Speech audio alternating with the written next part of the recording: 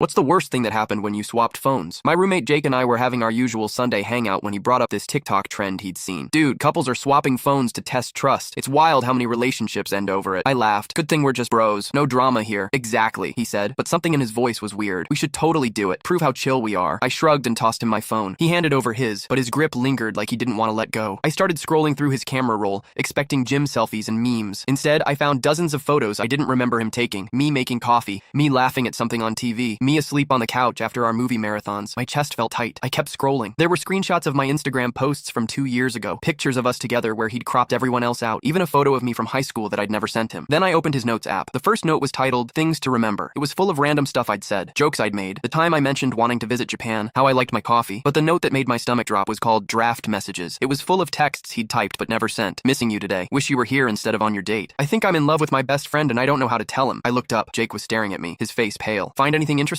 He asked, trying to sound casual. I couldn't speak. 3 years of friendship suddenly made sense. Why he never dated anyone seriously. Why he got weird whenever I brought girls over. Why he always had excuses to hang out when I was going through breakups. Jake, I started. He stood up fast. You know what? This was stupid. Give me my phone back. Wait, can we just— No. He grabbed his phone and headed for the door. I'm gonna stay at my sister's tonight. The apartment felt empty after he left. I sat there replaying every moment, every conversation, every time he'd been there for me. I texted him. No response. Called the next day. Straight to voicemail. For a week it was like living with a ghost. He'd come home when I was at work, grab clothes, and leave. We went from texting constantly to complete silence. Finally, I cornered him in the kitchen one morning before he could escape. We need to talk about this. He wouldn't look at me. There's nothing to talk about. I'll find a new place. Don't be ridiculous. This is your apartment too. Not anymore. I can't keep pretending everything's normal when you know how I feel. The pain in his voice broke something in me. Jake, you're my best friend. That doesn't change. It changes everything, he said quietly. We talked for hours. He told me he'd been hiding his feelings since sophomore year. How hard it was watching me date other people. How guilty he felt for wanting more than friendship. I felt terrible. All those times I'd complained about dates or asked for relationship advice, never realizing I was twisting the knife. I need time, I said. Not from you. Just to process this. He nodded. I get it. Things were awkward for weeks. We'd make small talk about groceries and bills, but the easy comfort was gone. I caught myself watching him differently, noticing things I'd never paid attention to. Like how he always remembered exactly how I liked my food ordered. How he'd pause whatever he was watching when I came home, even if I said I was just grabbing something. How he lit up when I laughed at his jokes. 2 months later, I was going through my own photos and stopped at one from our camping trip last summer. Jake was looking at me instead of the sunset, and his expression was so soft, so full of something I'd been blind to. That's when it hit me. I'd been thinking about him differently too. Yesterday, Jake found a note in my phone titled Things I Never Noticed. At the bottom, I'd written, Maybe I've been looking for you and all the wrong people. When he looked up, I was holding 2 coffee cups. Want to talk about it?